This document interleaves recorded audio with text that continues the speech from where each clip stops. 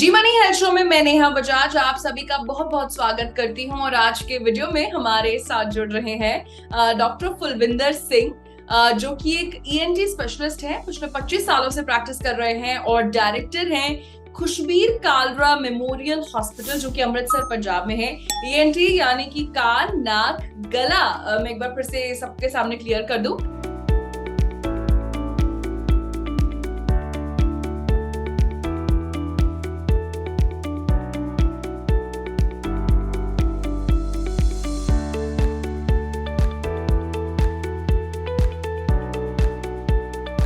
And doctor Singh, आपका बहुत बहुत स्वागत है जी मनी हेल्थ शो में। Thank you ma'am, thank you Neha, thank you so much. So sir, सबसे पहला मेरा आपसे सवाल ये है कि आजकल हियरिंग लॉस के केसेस बहुत बढ़ते जा रहे हैं। क्या आपके पास भी हियरिंग लॉस के पेशेंट्स की बढ़ोतरी हो रही है, और अगर ऐसा है तो क्यों है? I'd like to tell you about this in a very simple way कि hearing loss has become an epidemic। एक जैसे एक महामारी होती है ना, वैसे चल रहा है। उसका रीजन है कि हम लोग मोबाइल का और ईयरपॉड्स का और चीजों हाई वॉल्यूम स्टीरियोस का काफी ज्यादा प्रयोग करते हैं आजकल हम। उसके कारण क्या होता है कि कई मैंने देखा कि जो स्टूडेंट आइल्स कर रहे हैं, आइलेट्स कर रहे हैं, उनके लिए तो मैंने देखा 8-8 घंटे वो लगाते रहते हैं, ईयरपॉड्स और ईयरमफ्स लगाते रहते हैं। और भी कई बीमारियां और भी बढ़ रही हैं लगी इसके कारण। जैसे काफी लोगों के पर्दे फटे होते हैं, उसके साथ भी हियरिंग लॉस हो जाता है। काफी लोगों का अंदर का कान खराब हो जाता है, नसें वीक हो जाती हैं, उसके साथ भी हियरिंग लॉस हो जाता है। तो सर, आपके हिसाब से आजकल ये जो ईयरफोन्स और हेडफोन्स का जो कल्चर है, ये हियरिंग लॉस को बढ़ावा दे रहा है? ये हियरिंग लॉस को बढ़ावा दे रहा है, लेकिन तभी देगा अगर इसका आप एक्सटेंसिव यूज करेंगे तो। जो साइंटिफिक स्टडीज जितनी भी हुई हैं वो दे रिकमेंड कि not more than 45 minutes in 24 hours. अच्छा। अब ईयर प्लस का यूज तो मैं भी कर रहा हूँ। I am also using my ear plus like that. They shouldn't be used more than 45 minutes okay, so ये इन 24 आवर्स ध्यान में रखना बहुत जरूरी है। सो सर, अगर हम हियरिंग लॉस की बात करें, अगर ये समस्या है तो इसका समाधान क्या है? कैसे इसको ठीक किया जा सकता है? और इनफैक्ट मैं ये भी बताना चाहूंगी कि अक्सर छोटे बच्चे भी आजकल शिकायत करने लगे हैं कि एक कान से कम सुनता है, ऊंचा सुनता है, या दिक्कत होने लगी है छोटे छोटे बच्चों को।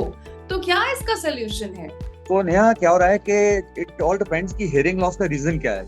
अगर तो कान के दो तरह के हियरिंग लॉस होते हैं। एक हम बोलते हैं कंडक्टिव हियरिंग लॉस, एक हम बोलते हैं कि सेंसरी न्यूरल हियरिंग लॉस।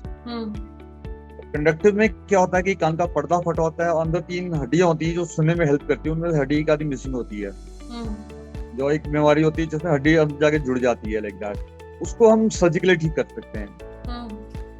उसकी सर्जरीज हैं आजकल। हम क्या होता है कि टेक्निक सो रिफाइंड कि हम कान के पर्दे नए डाल लेते हैं, जिस सर्जरी को हम रिंगोप्लास्टी बोलते हैं। और आजकल हम स्टिचलेस रिंगोप्लास्टी करते हैं, बिना चीरा टांग का लगाए हम उस कान का पर्दा नया ग्राफ्ट कर लेते हैं। अच्छा। तो जो अंदर 3 हड्डियां होती हैं, हड्डियों को भी ग्राफ्ट कर लेते हैं। तो कंडक्टिव हियरिंग लॉस होते हैं 100% हम ठीक कर लेते हैं आजकल। रह जाती है सेंसरी न्यूरल, जिसमें नसें वीक हो गई हैं आपकी कान की। उनमें क्या होता है कि कुछ मल्टीविटामिन्स देने के साथ, जिन्हें हम नर्व टॉनिक्स बोलते हैं, देने के साथ और हियरिंग लॉस होने से हम उसको प्रिवेंट कर सकते हैं। साथ में चेंज इन लाइफस्टाइल। अगर किसी को इतनी ज्यादा दिक्कत है कि उसका काम नहीं चल रहा, डे टू डे लाइफ में दिक्कत आ रही है, तो that patient can have an hearing aid. जैसे स्पेक्टिकल्स लग जाती हैं, आईज वीक हो जाए, तो वैसे कान की मशीन लग जाती है कान के पीछे। आजकल मशीन जो इतनी छोटी आती है, नजर भी नहीं आती बेसिकली, जैसे contacts in the eyes. So doctor Fulvinder, अब मैं आपसे ये जानना चाहती हूँ कि जो जन्म से ही जिन बच्चों को सुनाई नहीं देता है, क्या उसका भी एक परमानेंट सोल्यूशन है? बिल्कुल नया, टेक्नोलॉजी इतनी एडवांस हो गई है। पहले मैं आपको बताना चाहता हूँ कि उन बच्चों को हम डेफ एंड डम्ब बोलते हैं। वो सुन भी नहीं पाते और बोल भी नहीं पाते। अच्छा। उनका वॉइस वाला हिस्सा बिल्कुल नॉर्मल होता है, लेकिन वो बोल इसलिए नहीं पाते क्योंकि सुन नहीं पाते। आजकल क्या होता है कि उन लोगों का देखा गया है कि अंदर का कान, जिसे हम कॉक्लिया बोलते हैं, उनको कॉक्लियर डिफरेंस होती है, उनका कॉक्लिया खराब हो चुका होता है। आजकल सर्जिकल टेक्निक ऐसी आ गई है कि हम कॉक्लिया में एक सर्जरी करके एक इम्प्लांट डाल देते हैं, जिसके कारण वो बच्चे भी नॉर्मली बच्चों जैसे सुन सकते हैं। सुनेंगे तो बोलेंगे, जैसे बोलेंगे। अच्छा, ओके। हाँ, this is revolutionise the treatment of deafness. इस टेक्निक को हम कॉक्लियर इम्प्लांट्स बोलते हैं, इस टेक्निक को। ओके, सो यानी कि जो जन्म से ही जो बच्चे सुन नहीं पाते उसका सोल्यूशन भी डेफिनेटली मुमकिन है। अच्छा डॉक्टर फुलविंदर, आप ये बताइए, मैंने पहली बार सुना कि कान का पर्दा भी नया आप डालते हैं, तो क्या उसमें भी नई नई तकनीक्स का इस्तेमाल होता है?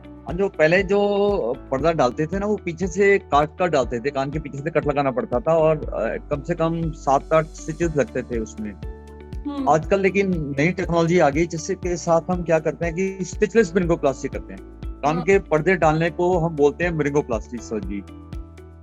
तो आजकल हम स्टिचलेस ब्रिंगोप्लास्टी सर्जरी करते हैं, जिसके साथ क्या होता है कि हम एंडोस्कोप के साथ, सर्जिकल माइक्रोस्कोप के साथ, बिना चीरा टांका लगाए हम कान के पर्दे नए डाल लेते हैं। अच्छा। इसमें क्या होता है कि पेशेंट को बिल्कुल भी तकलीफ नहीं होती, कोई दर्द नहीं होती, बाद में कोई टांके नहीं खोलने पड़ेंगे। जैसे होता है ना कि नेक्स्ट सुबह करके शाम को डिस्चार्ज कर दिया और next day they can go back to work also.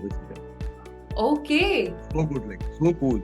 अच्छा डॉक्टर फुलविंदर, एक बीमारी होती है, मैं पढ़ रही थी इंटरनेट पे, कि जिसमें यंग एज में ही डेफनेस हो जाती है, उस बीमारी को हम क्या बोलते हैं और उसका सोल्यूशन क्या है? देखिए, उसको हम ना ऑटोस्क्लेरोसिस बोलते हैं। क्या बोलते क्या हैं? होता है कि ऑटोस्क्लेरोसिस, अच्छा। उसमें क्या होता है कि कान के पर्दे के अंदर, कान के इनफैक्ट 2 पर्दे होते हैं। एक बाहर का पर्दा, जिसकी बात मैं पहले कर रहा था, अब हम बात करेंगे अंदरले पर्दे की। और 3 हड्डियां होती हैं जो बाहर के पर्दे से साउंड का कनेक्शन अंदर के पर्दे तक लेके जाती हैं। इस बीमारी में क्या होता है, जो 3 नंबर वाली हड्डी होती है, जिसे हम स्टेपिस बोलते हैं, वो अंदर के पर्दे के साथ जाकर जुड़ जाती है। स्क्लेरोसिस, उसका स्क्लेरोसिस हो जाता है, जिसे हम ऑटोस्क्लेरोसिस बीमारी को बोलते हैं। इस बीमारी को भी हम आजकल ठीक कर लेते हैं। एक इम्प्लांट मिलता है जिसे हम टेफ्लॉन पिस्टन बोलते हैं। तो उस हड्डी को हम निकाल के उस पिस्टन को इम्प्लांट कर देते हैं, जिसके साथ जो यंग एज डेफनेस वाले लोग हैं वो भी प्रॉपर्ली सुन पाते हैं। Like that the results are so cool कि सर्जरी करने के इमीडिएटली बाद पेशेंट की हियरिंग बैक टू नॉर्मल आ जाती है। ओके, सो यहाँ पर डॉक्टर फुलविंदर ने हमें कई सारी चीजें बताई about hearing loss. And doctor Fulvinder, आपने अपने बिजी स्केड्यूल से हमारे लिए कीमती वक्त निकाला, हम आपके शुक्रगुजार हैं। Thank you so very much. Thank you Neha, thank you so much, thank you Neha, thank you. तो ये थे डॉक्टर फुलविंदर, जिन्होंने हमें हियरिंग लॉस के बारे में कई सारी चीजें बताई, हमें अवेयर किया, एजुकेट किया। एंड आई होप आपको आज का वीडियो बहुत पसंद आया होगा। अपना फीडबैक जरूर शेयर करिएगा। किसी और विषय पर भी अगर आप चर्चा देखना चाहते हैं वो भी हमें बताइएगा। इसी के साथ मैं नेहा बजाज अब आपसे लेती हूँ इजाजत। मिलेंगे जी मनी हेल्थ शो के एक नए वीडियो में with new super specialist, new medical expert. Till then keep watching Zee money health show. अच्छी सेहत हमारा वादा।